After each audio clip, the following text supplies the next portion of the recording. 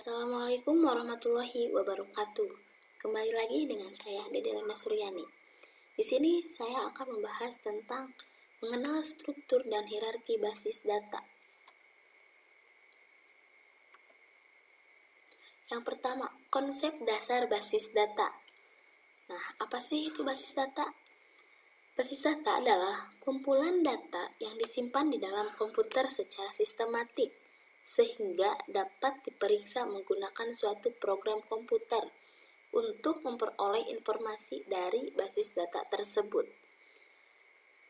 Atau ada bahasa lain, basis data adalah kumpulan terorganisasi dari data-data yang saling berhubungan sedemikian rupa sehingga dapat mudah disimpan, dimanipulasi, serta dipanggil oleh penggunanya.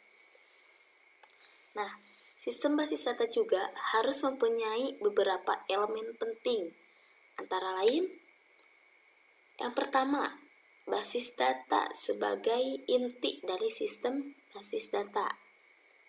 Kemudian, yang kedua, perangkat lunak untuk perancangan dan pengelolaan basis data. Yang ketiga, perangkat keras untuk mendukung operasi pengolahan data. Yang terakhir, manusia memiliki peranan yang penting, yaitu sebagai pemakai yang mempunyai fungsi sebagai pengelola. Nah, itu untuk konsep dasar basis data.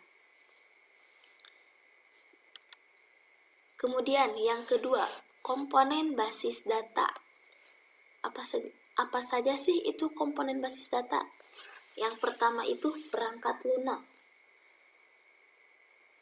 Perangkat lunak atau software yang mendukung dan bersifat opsional. Nah, digunakan untuk mendukung proses pengolahan basis data. Misalkan, bahasa pemrograman C, Visual Basic, dan Pascal. Kemudian yang kedua, perangkat keras. Perangkat keras di dalam komponen basis data harus ada. Karena apa? Karena jika tidak ada, maka tidak akan dijalankan. Perangkat keras dapat berupa komputer lengkap dengan unit masukan, keluaran, unit pengolah, dan unit penyimpanan. Kemudian yang ketiga, ada sistem operasi. Nah, sistem operasi juga perangkat lunak yang digunakan untuk mengelola aplikasi basis data dan pengguna sumber daya komputer. Contohnya Windows, kemudian Linux, kemudian Macintosh, dan lain-lain. Kemudian yang keempat, sistem pengelola basis data atau Database Management System atau DBMS. Nah, sistem pengelolaan basis data juga merupakan perangkat yang dirancang untuk mengelola suatu basis data dan menjalankan operasi terhadap data yang diminta banyak penggunanya. Contohnya, Microsoft Access, SQL Server, MySQL, Oracle, dan sebagainya. Kemudian, ada pemakai atau user. Nah, pengguna yang terlibat dalam pengelolaan basis dan penggunaan basis data. Nah, user juga dapat dibedakan menjadi beberapa kelompok, antara lain. Yang pertama, database administrator. Nah, apa sih itu database administrator? Yaitu user yang menjadi pusat pengendali seluruh sistem basis data, yang berwenang untuk menentukan pola struktur basis data, memodifikasinya, membagi tugas pengolahan, dan sebagainya. Kemudian yang kedua, application programmer. Nah, yang kedua, application programmer itu user yang membuat program aplikasi untuk berinteraksi dengan sistem atau mengakses basis data dengan cara pemanggilan melalui bahasa pemrograman tertentu. Nah, kemudian yang ketiga, sophisticated user. Nah, apa sih itu?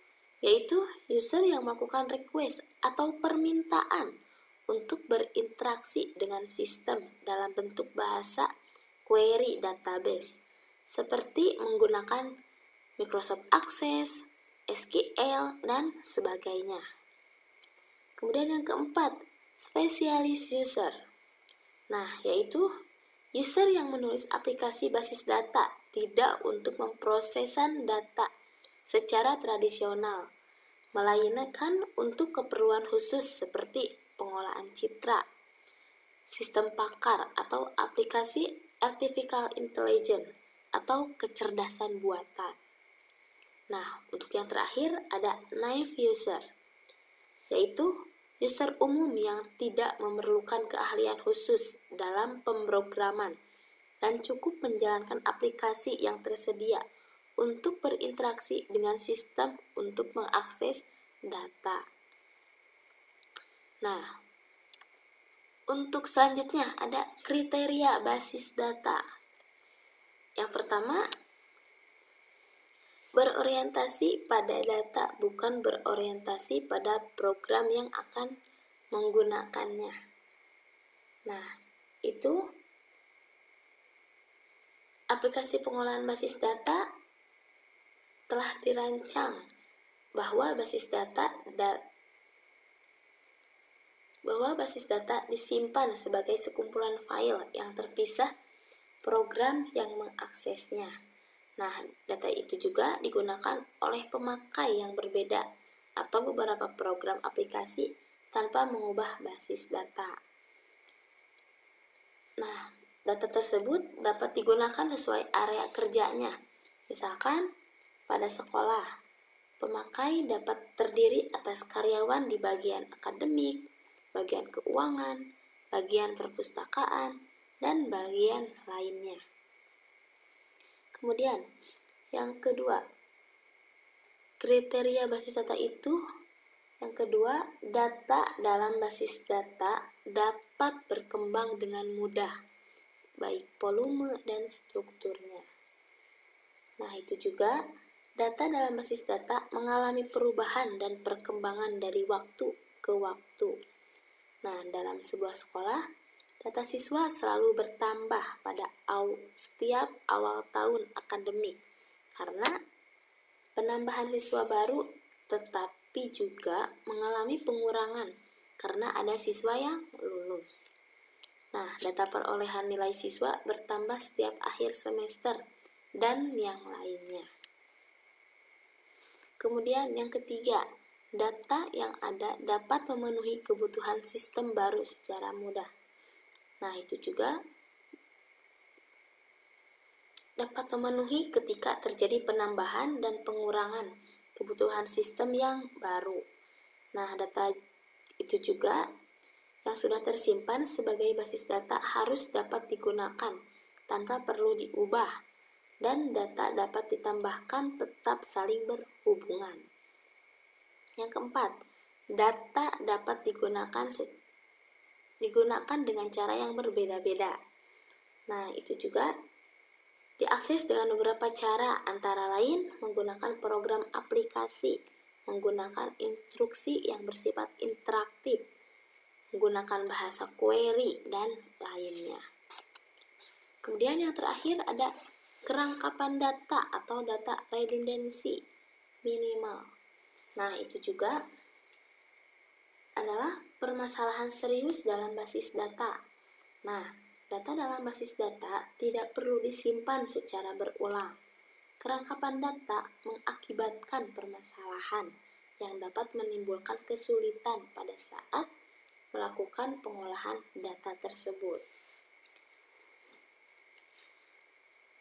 Nah, mungkin untuk pembahasannya cukupkan sekian. Nanti kita bahas untuk materi selanjutnya. Oke, terima kasih.